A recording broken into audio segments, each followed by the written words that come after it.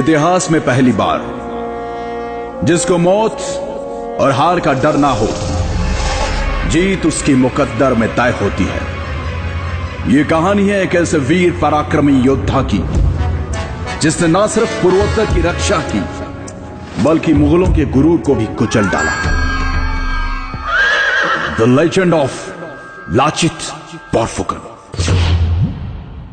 भारत का वो हिस्सा जहां सूरज सबसे पहले दस्तक देता है। पूर्वोत्तर 17वीं सदी, जब पूर्वोत्तर की राजधानी हुआ करता था रोंगपुर शिवसागर। मुगल सल्तनत की पैरवी करते हुए मीर जुमला ने राजा जयध्वज सिन्हा को परास्त किया, जिसके पश्चात उनकी अकाल मृत्यु हो गई।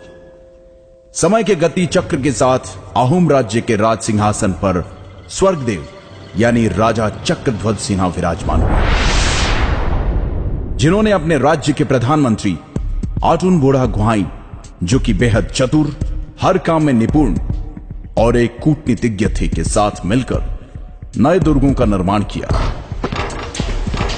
अपनी सेना को संगठित कर उसे और मजबूत बनाने के लिए उन्होंने एक वीर योद्धा लासित बोरफुकन को अपनी सेना का प्रधान सेनापति नियुक्त किया।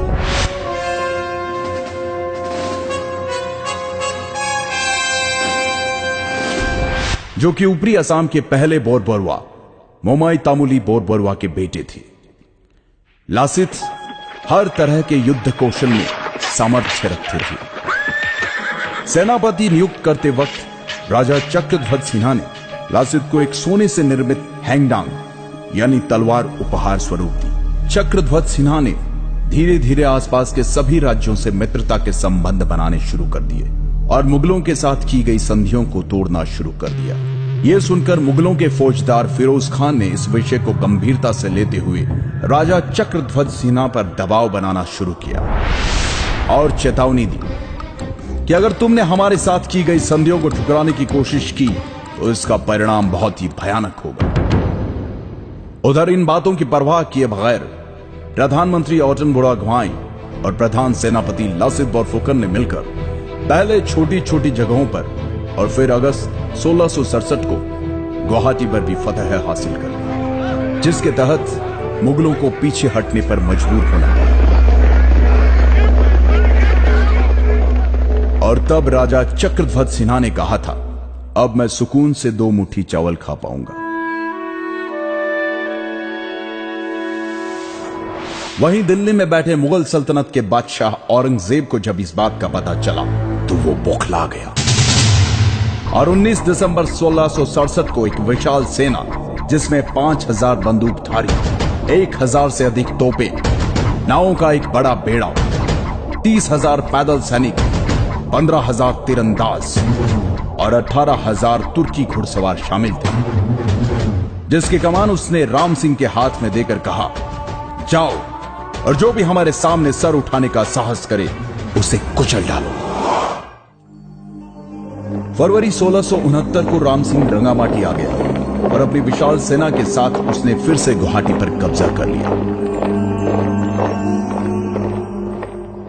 तब लाचित ने कहा था कि यह बड़े ही दुख की बात है कि मेरे प्रधान सेनापति रहते हुए मेरा देश भयंकर समस्या से जूझ रहा है। मैं अपने राजा और प्रजा को कैसे इस संकट से मुक्त करूं? कैसे मैं अपने पूर्वजों के मान और सम्मान की रक्षा करूं? उसी दौरान राम सिंह ने एक चाल के तहत बाण के जरिए राजा चक्रध्वज सिन्हा को एक पत्र में लिखा कि लाचित ने हमसे गुवाहाटी खाली करने की एवज में 1 लाख रुपए लिए।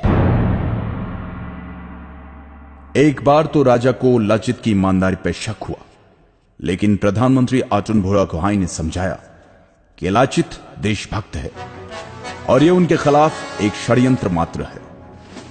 लाचित के देशभक्ति की मिसाल इस बात से भी लगाई जा सकती है कि मुगलों पर नजर रखने एवं युद्ध नीति के तहत लाचित ने गुवाहाटी के नजदीक दुर्ग बनाने के काम की जिम्मेदारी अपने मामा को दी थी और कहा कि कल भोर होने से पहले यह दुर्ग तैयार हो जाना चाहिए।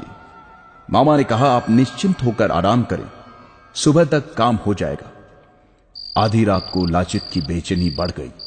उनसे रहा नहीं गया और वो दुर्ग का काम देखने चले आए। उन्होंने वहां जाकर देखा तो सारे मजदूर और मामा सो रहे थे। यह देखकर लासित की आंखों में खून उतर आया और उन्होंने गुस्से से मामा को उठाकर कहा, मामा, मैंने आपको कहा था कि काम रात भर में हो जाना चाहिए। दुश्मन हमारी मां की छाती पे खड़ा है, लेकिन बावजूद इसके आप आराम की नींद सो रहे थे। यह देखकर मामा लड़खड़ाते हुए बोला, माफी चाहूंगा, काम करते करते कब नींद लग गई मुझे पता ही नहीं चला। मैं अभी मजदूरों से कहकर काम शुरू करवा देता हूं। परंतु लाचित के सब्र का बांध टूट चुका था। गद्दार, मुल्क से बढ़कर मेरा मामा नहीं हो सकता, कहते हुए मामा की गर्दन धड़ से अलग कर दी और रातों रात उस दुर्ग का निर्माण करवाया, जिसके कारण मजबूर होकर मुगल सेना को जल युद्ध के लिए तैयार होना पड़ा, जिसमें कि मुगल सैनिक बहुत कमजोर थे। इधर बहुत तेज बुखार से जूझ रहे लाचित को अर्जुन बुढ़ागुहाई ने कहा कि तुम्हारी तबीयत बहुत खराब है, इस हालत में तुम युद्ध पर नहीं जा सकते।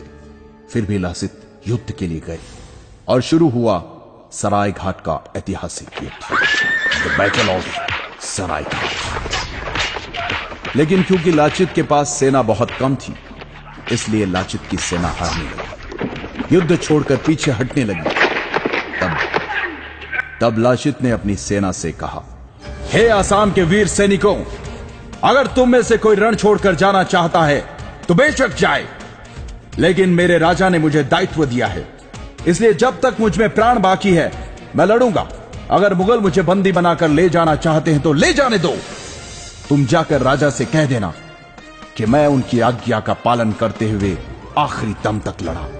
यह सुनकर लाचित की अगुवाई वाली सेना में तीव्र ऊर्जा का संचार हुआ और परिणाम मुगलों को मुंह की खानी पड़ी। मुगल सेना पूरी तरह से हार गई। यह देखकर मुगलों के नेतृत्व करने वाले राम सिंह ने नतमस्तक होते हुए कहा, मैंने अपने जीवन काल में अनेकों युद्ध देखे और लड़े। मेरा सा पराक्रमी वीर योद्धा जो जान से ज्यादा अपनी मातृभूमि से प्यार करे, जो युद्ध के हर क्षेत्र में पारंगत हो, आज पहली बार देख रहा हूं। राजा की जय, सलाहकारों की जय, सेनापति की जय, देश की जय। हे लाचित, तुम्हें कोटि कोटि नमन।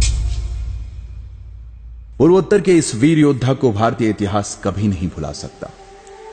सराय घाट युद्ध विजय प्राप्त करने के 1 साल बाद लंबी बीमारी के चलते इस महान योद्धा का स्वर्गवास हो गया। 1672 में स्वर्गदेव राजा उदय आदित्य सिंघा ने जोरहाट से 16 किलोमीटर दूर हुलुमपाड़ा में लाचित मैदान का निर्माण करवाया। लाचित बोरफुकन की वीरता और सराय घाट की लड़ाई में असमिया सेना की जीत के उपलक्ष्य में हर साल 24 नवंबर को असम राज्य में लाचित दिवस मनाया जाता है। राष्ट्रीय रक्षा अकादमी के सबसे अच्छे कैडेट को लाचित बोरफुकन स्वर्ण पदक से सम्मानित किया जाता है। वतन के लिए अपने प्राणों की परवाह न करने और असम के इतिहास के निर्माण की नींव कहलाए जाने वाले ऐसे महान योद्धा को शत शत प्रणाम।